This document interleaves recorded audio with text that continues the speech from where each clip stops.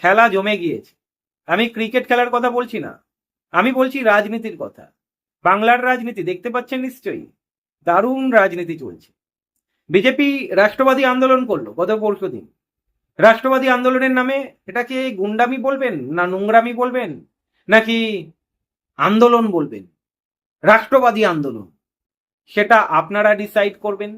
তবে এই আন্দোলনের নামে সিপিআইএম এর পতাকা নিয়ে ফুটবল খেলা, সিপিআইএম এর পতাকাতে লাথি মারছে, পুড়িয়ে দিচ্ছে, ডিওয়াইএফআই এর ফ্ল্যাগ জুতো টাঙিয়ে দড়ি করে টাঙিয়ে দিচ্ছে ওপরে, কিন্তু তারা এটা দেখতে পাচ্ছে না ডিওয়াইএফআই এর ফ্ল্যাগে সুকান্ত ভট্টাচার্যের ছবি রয়েছে, মানে কবি সুকান্ত ভট্টাচার্য। তার মানে তারা প্রক্ষান্তরে সুকান্ত ভট্টাচার্যকে অপমান করলেন না? প্রশ্ন রাখা যেতে পারে, কি বলেন আপনারা? যাই হোক, অন্যদিকে কি দেখছি, এনডিএ শরিক দল এনসিপিআই তৃণমূলের প্রাক্তন 20 জন এমপি বিজেপির সঙ্গে মিটিং করলো। বাংলার মানুষ ভালোভাবে নিচ্ছে তো এগুলো? ভালো তৃণমূলী, ঋতব্রত তৃণমূলী এখন বিজেপির কাছে ভালো। ফিরাদ হাকিম বলছে আমরা বিজেপিকেই তো সাপোর্ট করছি, মানে এমনই কিছু মন্তব্য করেছিলেন, খারাপভাবে নেবেন না, সবই শুনেছেন আপনারা, এবারে বিচার করবেন আপনারা। যেভাবে বিজেপির নেতারা সিপিআইএম কে নিয়ে ভুলভাল কথা বলছে, আজাদি স্লোগান নিয়ে বুঝে খুনে বলছে না না বুঝে খুনে বলছে জানি না, তারা তো বলছে, এগুলো কি ভালোভাবে নিচ্ছে? আমার মনে হয় ভালোভাবে নিচ্ছে না। একটা সময় বিজেপি বলেছিল আগে রাম পরে বাম, চলুন, মানুষ মেনে নিয়েছিল আগে রাম পরে বাম, তার কারণ মানুষ ভেবেছিল বিজেপি পারবে তৃণমূলকে হারাতে, তাই বিজেপিকে ভোট দিয়েছিল। কিন্তু বিজেপিকে ভালোবেসে ভোট দিয়েছিল কিনা জানি না। তারা এবারে কি করবে? এবারে কি তারা বলবে অনেক হয়েছে রাম, এবার চলো বাম? আমি বলছি না, এমন স্লোগান তো উঠতেই পারে, দেখবেন হয়তো গালাগালি প্রচুর আসবে। এই আর একটা কথা বললি, বিজেপিকে আগামী দিন মানুষ রিজেক্ট করবে এই কারণেও সোশ্যাল মিডিয়াতে বিজেপির সমর্থকেরা যুক্তি দিয়ে কথা বলে না, গালাগালি দিয়ে কথা বলে। আমি বিজেপির বিরুদ্ধে বলছি না, এটা বিজেপির ভালোর জন্যও বলছি। যত সোশ্যাল মিডিয়াতে যুক্তি দিয়ে কথা বলবে মানুষ তত বিজেপিকে গ্রহণ করবে, আর যত আজে বাজে গালাগালি দেবে দেখবেন এই ভিডিওতেও কমেন্টে গালাগালিতে ভরে যাবে। বাংলাদেশে চলে যা, পাকিস্তানে চলে যা, আরো কত কি, দেশদ্রোহী বানিয়ে দেবে। এই ধরনের মন্তব্য মানুষ দেখছে, মানুষ কি ভালোভাবে নিচ্ছে? একদমই নয়। দিলীপ ঘোষের মন্তব্য মানুষ ভালোভাবে নিয়েছে? একদমই নয়। শ্রমিক ভট্টাচার্যের যে বক্তব্যগুলো আপনারা শুনেছেন বামেদেরকে নিয়ে, সত্যিই কি ভালোভাবে নিচ্ছে? আমার তো মনে হয় নিচ্ছে না।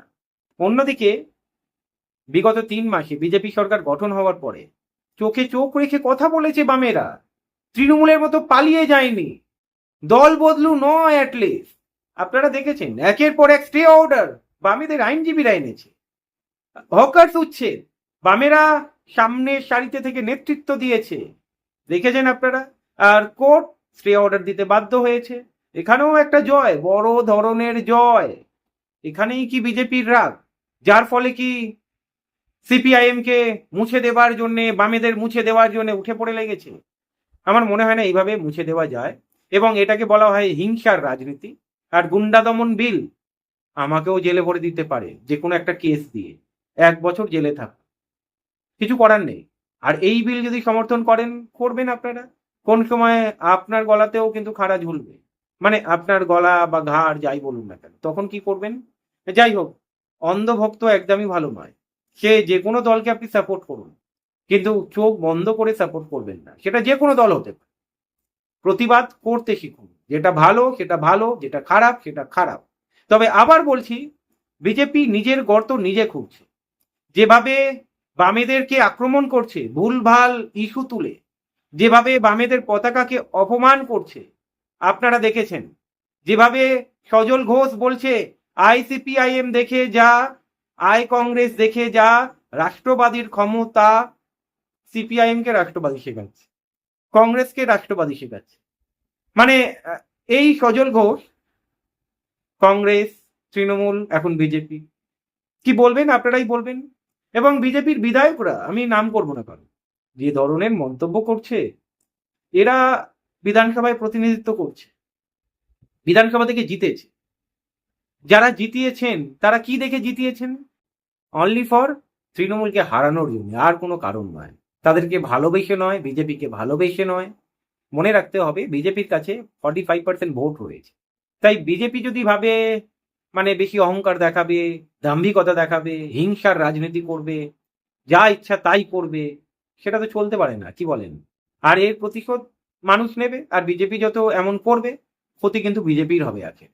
আপনারা এমনিতেও দেখতে পাচ্ছেন বিগত 3 মাসে সিপিআইএম দলটা, যে দলটার একটাও বিধায়ক ছিল না, একটা মাত্র বিধায়ক মোস্তাফিজুর রহমান রানা এবারে সিপিআইএম এর হয়ে জিতেছে। দেখেছেন বিগত 2 মাসে একের পর এক যোগদান বিভিন্ন বিধানসভা থেকে মানুষ হাজারে হাজারে সিপিআইএম এ যোগদান করছে। 1300 না 1500 পার্টি অফিস পুনরুদ্ধার করেছে সিপিআইএম। এখান থেকে বোঝা যায় কেন বিজেপি এই ধরনের আচরণ করছে।